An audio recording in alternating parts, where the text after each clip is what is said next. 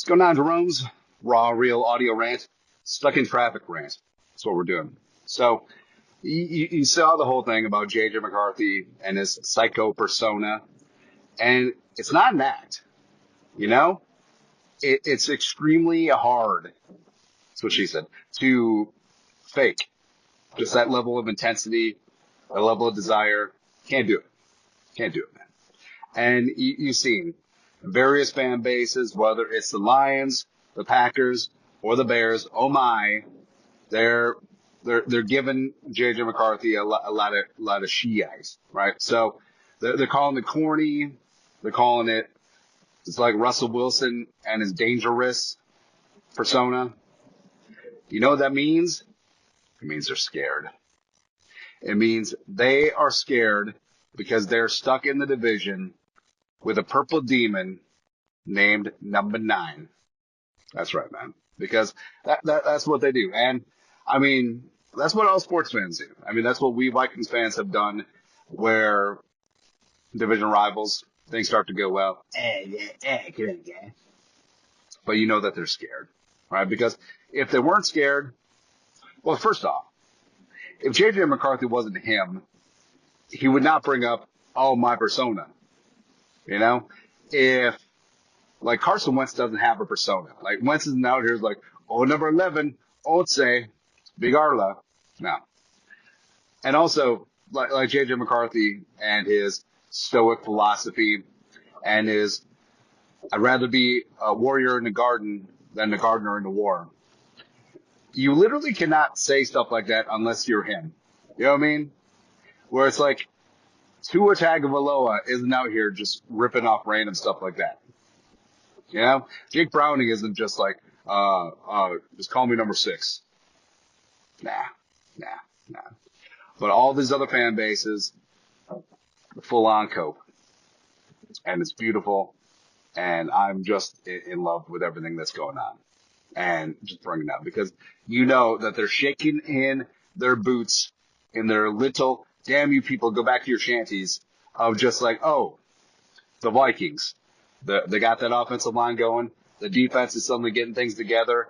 And they have a freaking demon at quarterback who maybe things won't be perfect throughout the game, but when you need a play at the end, when you need some juice, you lack of the juice, huh?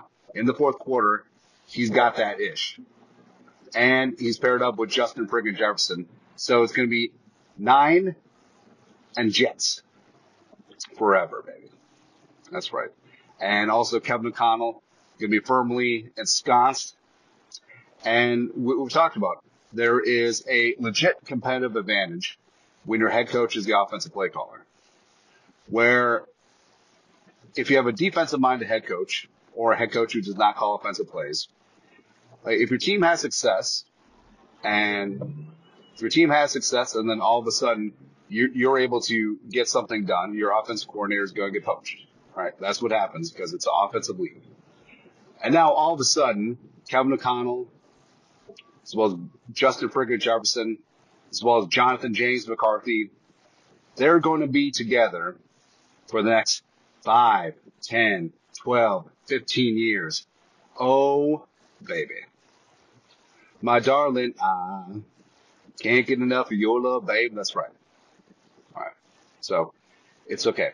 I know that we're only 3 games in, but in 2 of those freaking games, McCarthy, a.k.a. 9, went on the road and gave division rivals the business in the blistering fourth quarters. That's right. That's all we need to see. All of those like Lulu, fancy pants, fancy football points, those will come. Those will be there, right? But what JJ McCarthy has done, remember, 3 games, even the Falcons game, 1-score game in the fourth quarter, Brian O'Neill, free rusher, strip sack, whatever. The fact that JJ McCarthy even went out there for the fourth quarter on a severely sprained high ankle injury that cost him 5 games, he was out there on that injury because he is a dog, like a dog in the streets. He's going to go after your trap, take over your trap. He's out there fighting for his guys. He's out there making big-time plays, and everything else can be coached up, right?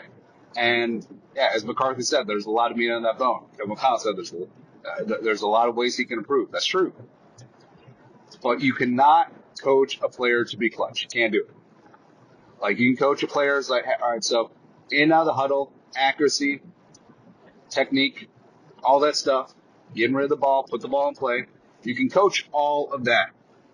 You cannot coach a player when you have one play to determine whether you win or lose, live or die. You cannot teach a player to step up in that moment. Either they have it or they don't. Kirk Cousins, didn't have it. Sam Darnold, this stinks because I don't want to rip on Sam Darnold. I actually like Sam Darnold, but yeah. Carson Wentz doesn't have it. Christian Ponder didn't have it. Teddy had it, but that's an argument for another day. Jonathan, James, effing, Jerome, Ezekiel, 9, McCarthy has it. And baby, buckle up. As we said all offseason, buckle the F up because we are entering an era of Vikings football that's been kind of new territory to us. You know, we've been accustomed to having the best wide receiver in the National Football League, but having a young, homegrown quarterback who you trust to just be a monster with the game on the line, we haven't had that. We're going to have that. Long time. Okay. Anyways, that's it. Raw, real traffic rant. You guys are the best thing you have to do. Skull. No production value. None.